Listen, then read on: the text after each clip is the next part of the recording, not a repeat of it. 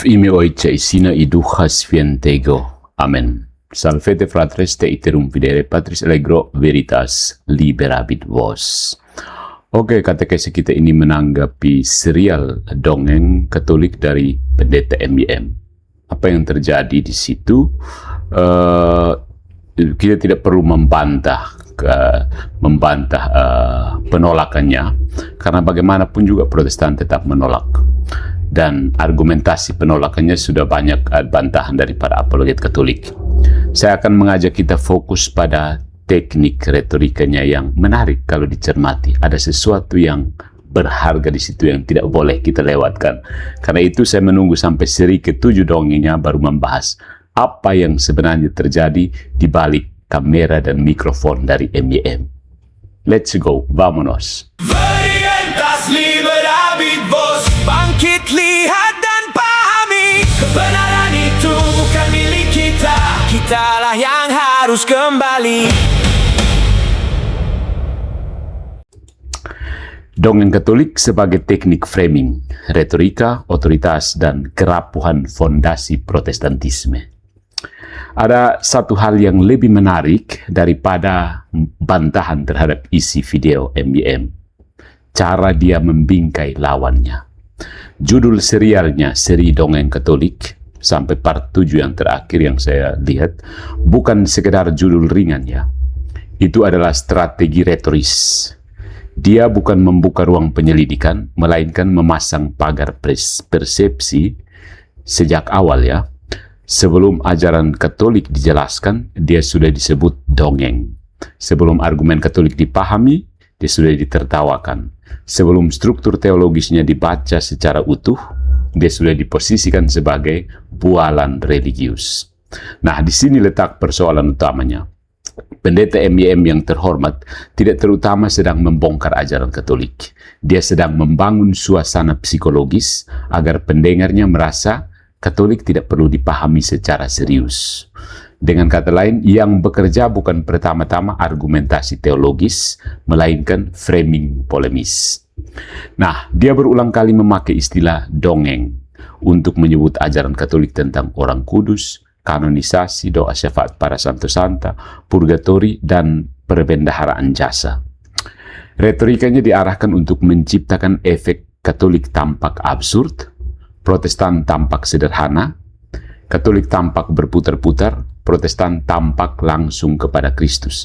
Katolik tampak menambah-nambah, Protestan tampak kembali ke Alkitab. Tetapi justru di situ masalahnya, ya. Sesuatu yang tampak sederhana belum tentu benar. Dan sesuatu yang tampak rumit belum tentu salah. Kekristenan sendiri tidak pernah sesederhana slogan. Tritunggal tidak sederhana. Inkarnasi tidak sederhana. Dua kodrat Kristus dalam satu pribadi tidak sederhana. Kanon kitab suci tidak sederhana. Sejarah gereja tidak sederhana. Maka ketika seseorang menjadikan kesederhanaan sebagai bukti kebenaran, dia sebenarnya sedang menjual ilusi. Nah, sebenarnya dongeng juga adalah kata yang dipakai secara dangkal ya. Istilah dongeng ini sendiri problematis. Dalam budaya Nusantara, dongeng bukan semata-mata cerita bualan. Dongeng adalah wadah pewarisan nilai. Dia membawa ingatan kolektif, etika hidup, kebijaksanaan leluhur, dan cara masyarakat memahami dunia. Melalui dongeng, orang belajar tentang kesetiaan, keberanian, kesombongan, hukuman moral, penghormatan kepada orang tua, dan batas-batas hidup manusia. Karena itu, ketika MIM memakai dongeng sebagai sinonim dari omong kosong, dia sedang memakai kata itu secara dangkal. Dia tidak hanya merendahkan Katolik, tetapi juga menyempitkan kekayaan budaya Nusantara. Dongeng dalam budaya kita bukan sekedar bualan. Dia sering menjadi jembatan nilai.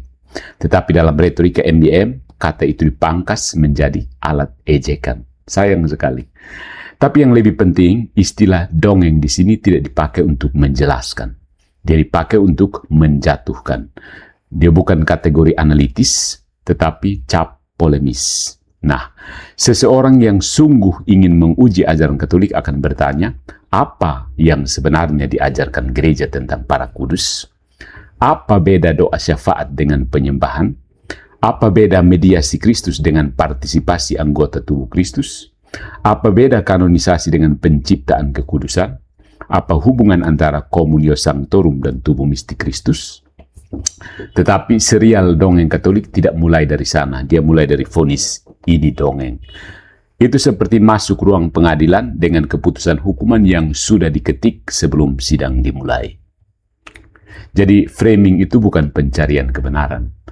Teknik framing bekerja dengan cara sederhana, ya, seperti cara Protestan itu. Lawan tidak perlu dibantah secara penuh. Cukup diletakkan dalam bingkai yang buruk. Setelah bingkai itu berhasil, semua yang dikatakan lawan akan terdengar mencurigakan. Saya pikir posisi polemik Protestan sekarang di sosial media hanya seperti itu, bermain dengan teknik framing. Kalau argumennya tidak bisa, burukan saja gereja, tunjuk orang-orang berdosanya. Dan dengan demikian, seolah-olah Protestan jadi benar karena ada orang Katolik berdosa. Bagus.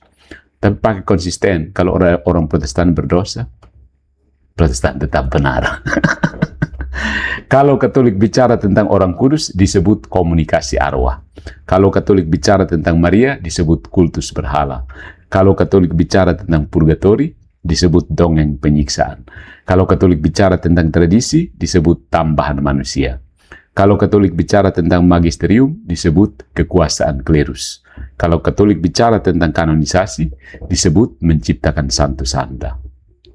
Dengan cara ini, ajaran Katolik tidak pernah dihadapi dalam bentuk terbaiknya. Steelman-nya tidak kena, yang ada hanya strawman. Steelman-nya sudah dapat memang, karena memang steel, baja.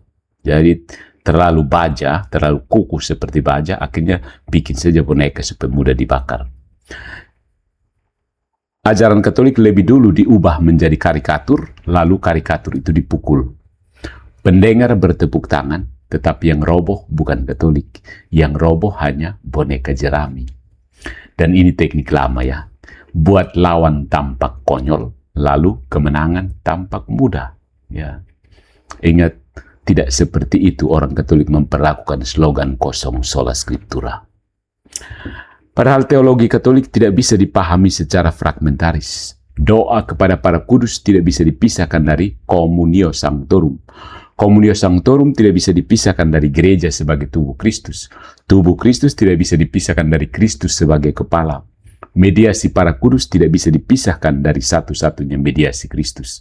Kanonisasi tidak bisa dipisahkan dari otoritas gereja untuk mengenali karya rahmat Allah dalam sejarah. Ketika satu bagian dipotong dari tubuhnya, tentu dia tampak aneh. Dan itu yang terjadi. Protestan pada dasarnya DNA-nya fragmentasi. Jadi Anda melihat ajaran Katolik juga terfragmentasi. Ya, itu bukan bukti bahwa ajaran Katolik salah. Itu bukti bahwa pembacanya sengaja atau tidak sengaja sudah mencabut organ dari organisme. Kamu cabut saja bunganya, lalu periksa ini bunga bagaimana dia. Padahal lihat pohonnya, akarnya bagaimana. Nah, mari kita lihat inkonsistensi pada soal kanon. Ini penting sekali karena jelas sekali ini Protestan punya inkonsistensi, itu nampak di sini. Ya, paling kurang seperti yang diwakili oleh MBM di sini. Mari kita lihat. Salah satu titik paling rapuh dalam retorika MBM adalah ketika dia membahas kanonisasi orang kudus. Ingat ya, kanonisasi orang kudus. Dia memperlakukan kanonisasi seolah-olah gereja menciptakan kekudusan. Seakan-akan Maria, Petrus, Paulus, Agustinus, dan Thomas Aquinas menjadi kudus karena gereja Katolik memberi gelar. Ini keliru kan? Gereja tidak menciptakan kekudusan. Allah yang menguduskan. Gereja mengenali, menyatakan, dan menetapkannya secara publik. Nah, di sini muncul ironi besar. Dalam soal kanon kitab suci, Protestan umumnya berkata, gereja tidak menciptakan kitab suci. Gereja hanya mengenali kitab-kitab yang diilhami Allah. Bukan? Tetapi dalam soal kanon orang kudus, logika itu tiba-tiba dibuang. Gereja dituduh menciptakan santo santa. Padahal strukturnya paralel. Kanon kitab suci, Allah mengilhami, gereja mengenali. Kanon orang kudus, Allah menguduskan, gereja mengenali. Gereja tidak membuat Injil Yohanes menjadi sabda Allah. Gereja mengenali bahwa Injil Yohanes adalah sabda Allah. Demikian juga, gereja tidak membuat Paulus menjadi kudus. Gereja mengenali bahwa Paulus adalah saksi Kristus, rasul, martir iman, dan teladan gereja. That's canonization. Kalau tindakan gereja menetapkan secara publik, otomatis berarti menciptakan, maka Protestan harus konsisten dan berkata bahwa gereja juga menciptakan Alkitab. Tetapi, pasti saja mereka tidak mau mengatakan itu. Mereka membutuhkan gereja sebagai saksi ketika berbicara tentang Alkitab, tetapi menolak gereja sebagai saksi ketika berbicara tentang kekudusan, liturgi, sakramen, tradisi, dan devosi. Bayangkan betapa tidak konsistennya sistem Protestantisme ini. Dan di sini terlihat jelas, persoalannya bukan logika. Persoalannya adalah otoritas. Problem otoritas yang sebenarnya disembunyikan oleh MBM. Apa? Semua serangan MBM akhirnya kembali pada satu pertanyaan yang tidak bisa dihindari. Atas otoritas apa ia, pendeta MBM, Anda menghakimi gereja Kristus? Pendeta MBM ini bisa berkata, saya berdiri di atas Alkitab. Oke, tapi itu belum menjawab masalah. Karena Katolik juga berdiri di atas Alkitab. Ortodoks juga membaca Alkitab. Lutheran, Reformed, Baptis, Pentakostal, Advent, semua mengutip Alkitab. Pertanyaannya sebenarnya bukan apakah seseorang memakai Alkitab. Semua orang bisa pakai Alkitab. Iblis juga pakai Alkitab, bukan? Tetapi siapa yang berwenang menafsirkan Alkitab secara mengikat? Bukan iblis, kan? Begitu. MYM berkata ajaran Katolik tidak Alkitabiah. Tetapi yang sebenarnya terjadi adalah ajaran Katolik tidak sesuai dengan tafsir MYM atas Alkitab. Maukah Anda mengakui ini? Dan disinilah sebenarnya titik patahnya. Dia menolak magisterium tetapi menggantinya dengan magisterium pribadi. Dia menolak otoritas gereja tetapi memberi otoritas final kepada pembacaan dirinya sendiri. Dia menolak paus tetapi secara praktis menjadikan dirinya paus kecil di hadapan teks kitab suci.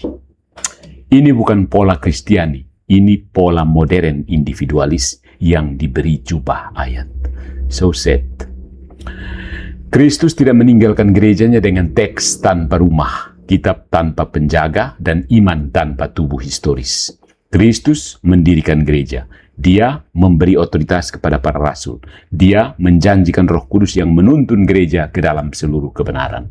Kekristenan tidak lahir sebagai komunitas pembaca privat yang masing-masing menjadi hakim terakhir atas makna wahyu. Kekristenan lahir sebagai gereja apostolik. Jadi, ketika MYM berdiri di luar gereja Katolik dan berkata, saya menghakimi ajaranmu berdasarkan Alkitab, pertanyaan Katolik sederhana.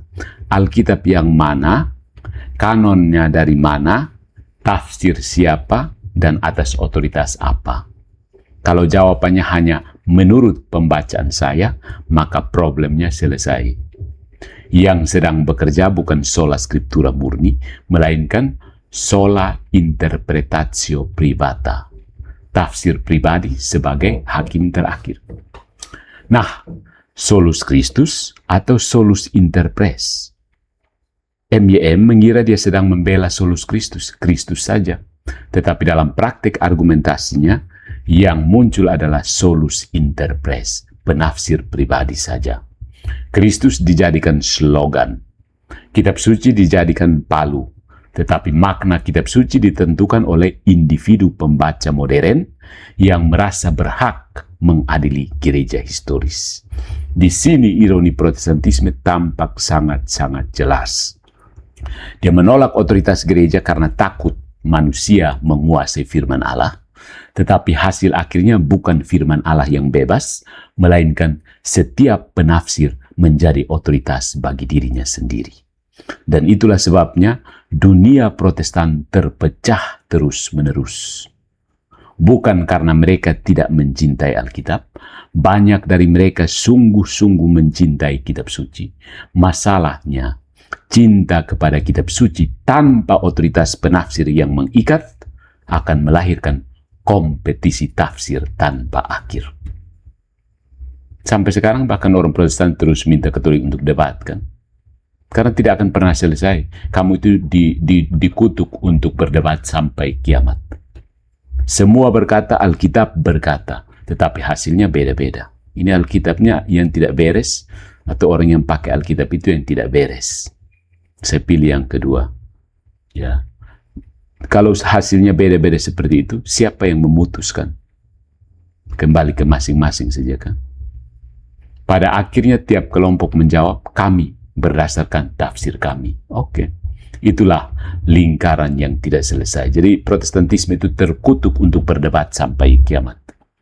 Nah, serial dongeng Katolik ini sebagai asap panggung. Disinilah fungsi retorika dongeng menjadi jelas. Dia menutupi problem otoritas. Selama pendengar sibuk tertawa terhadap dongeng Katolik, mereka tidak bertanya apakah Protestantisme punya dasar otoritas yang kokoh. Selama Katolik dibuat tampak aneh, orang tidak memeriksa apakah reformasi berdiri di atas asumsi yang lebih bermasalah. Selama Maria, purgatori, santo santa, dan kanonisasi dijadikan bahan olok-olok, pertanyaan utama disembunyikan. Siapa yang memberi MYM otoritas untuk menjadi hakim atas gereja? Bukan konsili, bukan suksesi apostolik, bukan magisterium, bukan tradisi gereja yang hidup, bukan kesaksian para bapak gereja secara utuh. Pada akhirnya, tafsirnya sendiri dibentuk oleh tradisi reformasi, lalu dipresentasikan seolah-olah itulah suara Alkitab tanpa perantara. Maka, serial dongeng Katolik sebenarnya bukan sekedar serangan terhadap Katolik. Ini adalah mekanisme pertahanan. Katolik harus dibuat tampak seperti dongeng, supaya Protestantisme tampak seperti kebenaran sederhana. Katolik harus dibuat tampak berlebihan, supaya kerangka reformasi tampak bersih. Katolik harus ditertawakan, supaya problem otoritas tidak dibicarakan. Keren. Tapi tawa bukan argumen. Ejekan bukan eksegesis. Label bukan bukti. Jadi, apa yang disembunyikan di balik kata dongeng? Pada akhirnya, istilah dongeng dalam retorika MYM bekerja seperti tirai. Ya, di depan tirai, penonton melihat panggung. Katolik ditampilkan sebagai agama tambahan, penuh santo santa, Maria, purgatori, kanonisasi, dan perbendaharaan jasa. Tetapi di belakang tirai ada persoalan yang lebih besar. Big problem. Fondasi otoritas Protestantisme sendiri. Katolik tidak takut pada pertanyaan tentang kitab suci, tradisi, para kudus, Maria, atau purgatori. Semua itu bisa dibahas, tetapi pembahasan itu harus masuk ke akar. Apakah Kristus mendirikan gereja yang memiliki otoritas mengajar, atau hanya meninggalkan teks untuk diperebutkan oleh para pembaca privat? Luther, Calvin, dan Zwingli, ya, baku rebut tafsir sampai sekarang tidak beres. Kalau Kristus mendirikan gereja, maka gereja bukan gangguan terhadap Alkitab. Gereja adalah rumah tempat Alkitab dibaca, dijaga, diwariskan, dan ditafsirkan dalam iman apostolik. Jadi, kritik terhadap serial dongeng Katolik MYM bisa diringkas seperti ini. Dongeng Katolik itu bukan argumen, tetapi framing. Dia membuat Katolik tampak konyol supaya Protestantisme tampak kokoh. Tapi ketika retorika itu disingkirkan, pertanyaan lama tetap berdiri seperti batu karang.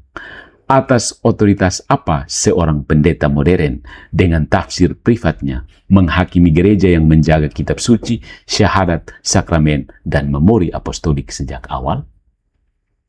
MYM menuduh Katolik mendongeng, tetapi dongeng terbesarnya justru ini, bahwa seorang penafsir privat bisa berdiri di luar gereja, membaca kitab suci yang diterima dari gereja, memakai syahadat yang diwariskan gereja, lalu menghakimi gereja seolah-olah akalnya sendiri adalah pengadilan terakhir bagi wahyu Allah. Di situ problemnya, bukan pada kata dongeng, tetapi pada kursi hakim yang diam-diam dia duduki. Good job, Paus MYM.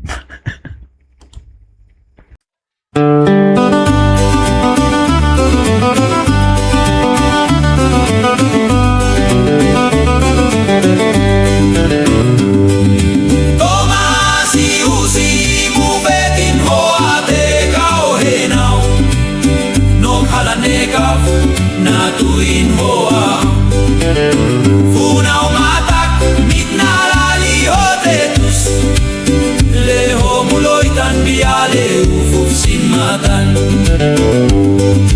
Tomasi usi mufetin hoa te kau henau Nom halanekaf natuin hoa Funau matak mitnalali hotetus Leho muloitan biale ufuf sin matan Pinalehentana le ufuf bian Mamfania pinat neo hoto Israel